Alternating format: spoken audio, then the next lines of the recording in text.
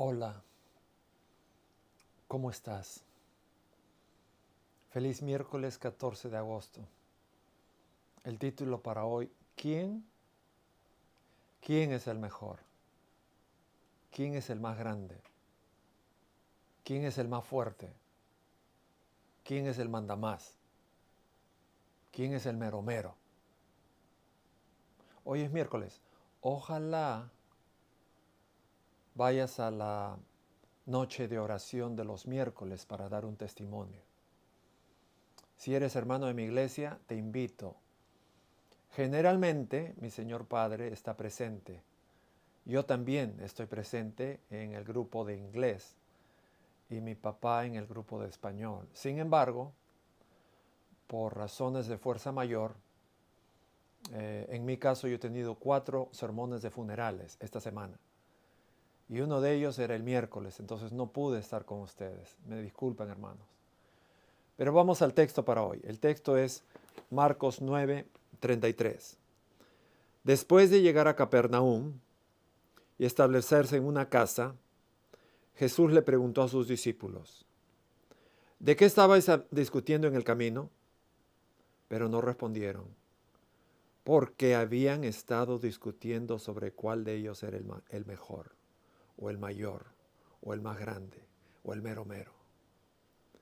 Se sentó, llamó a los 12 discípulos y dijo: el que quiera ser el primero, debe tomar el último lugar y ser el siervo de todos los demás. Luego puso a un niño pequeño entre ellos. Tomando al niño en sus brazos, les dijo: cualquiera que dé la bienvenida a un niño pequeño, como este en mi nombre, me da la bienvenida. Y cualquiera que me dé la bienvenida, no solo me da la bienvenida a mí, sino al Padre que me envió. Aquel que quiere ser el primero. ¿Es pecado querer ser el primero? Si fuese pecado, entonces la Biblia no diría: el que quiere ser primer anciano desea buena cosa. Si fuese pecado, la Biblia no diría: el que quiere ser primero debe ser último. Diría: el que quiere ser primero es un soberbio, mentiroso, orgulloso y pecador. Pero no dice eso. No es pecado querer ser primero. El deseo de ser primero no es ningún pecado, porque hasta en el cielo hay jerarquías, querubines, serafines, arcángel, Gabriel, Miguel, arcángel.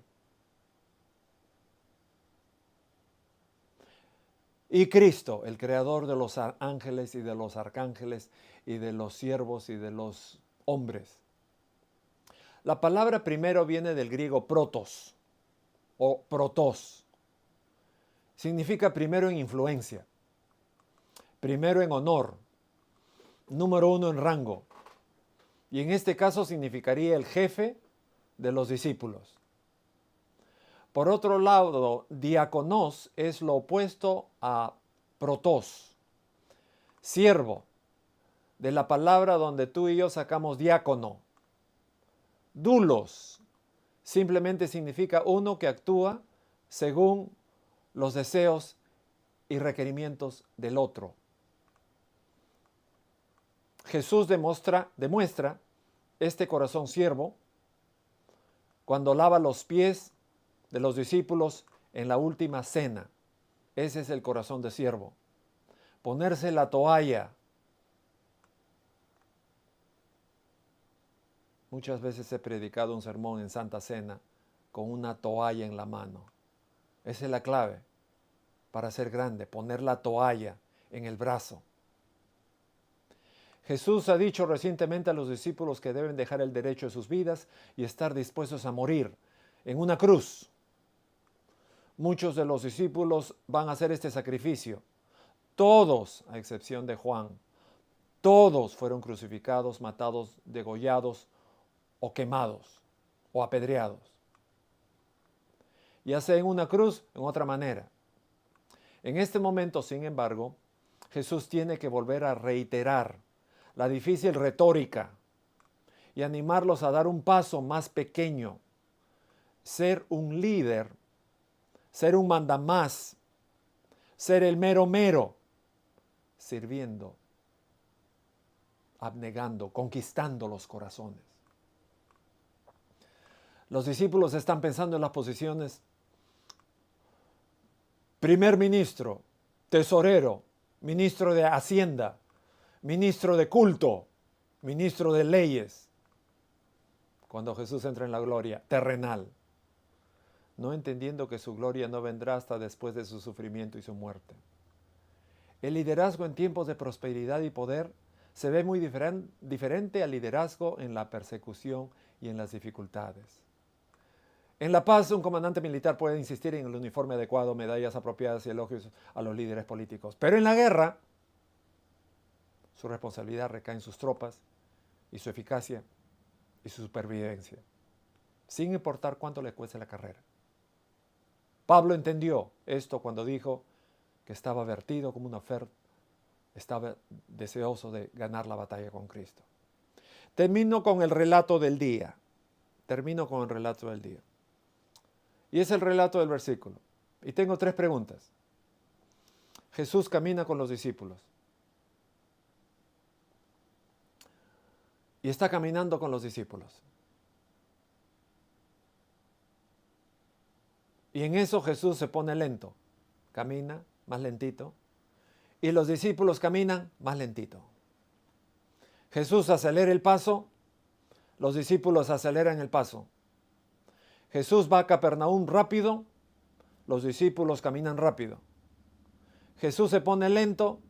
Los discípulos se ponen lentos. Yo diría a 20 metros, a 30 metros, a 40 metros. No sé. La Biblia no dice. Pero es raro que no quisieran caminar con Cristo. Entonces mi pregunta número 1 es, ¿los discípulos sabían que estaban pecando en ese momento? Porque estaban discutiendo una gran pregunta, ¿quién es el mero mero? ¿Los discípulos sabían que estaban pecando? Pregunta número 2. Llegan a la casa y les pregunta, ¿qué es lo que estaban haciendo? Y los discípulos, dice la Biblia, se quedaron calladitos. Pregunta número 2. ¿Los discípulos sabían que estaban pecando? Si no sabían que estaban pecando, ¿por qué se quedaron calladitos?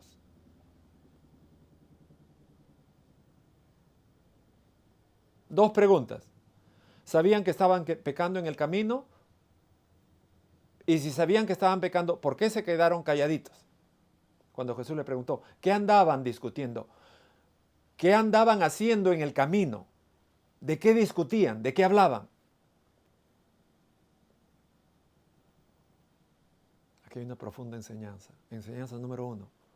Es imposible pecar al lado de Cristo. Es imposible pecar cuando estás orando 1 hora, estudiando la palabra 1 hora y invitando a una persona para Cristo. Imposible. Para pecar tienes que dejar de orar, dejar de estudiar la Biblia y dejar de ir a la iglesia. Te separas de Cristo, vas a pecar. Cualquier pecado. No era fornicación, algo peor.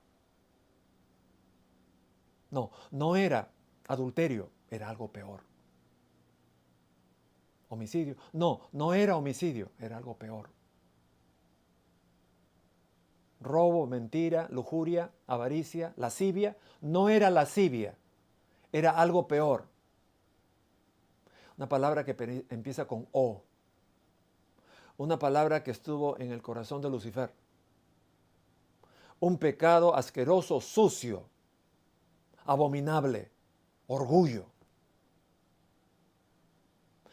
Querían conjugar el verbo condecorar. Yo te condecoro, tú me condecoras, él te condecora. Nosotros nos condecoramos, vosotros os condecoráis. Ellos se condecoran. Orgullosos. Querían ser el número 1. Era el pecado más sucio, pero Jesús los perdonó. Jesús esperó que lleguen a la casa, cierren la puerta y en privado. ¿Qué andaban conversando mientras caminaban? Entonces Jesús le da las 3 claves para ser felices y ser número en el reino. Número 1, humildad.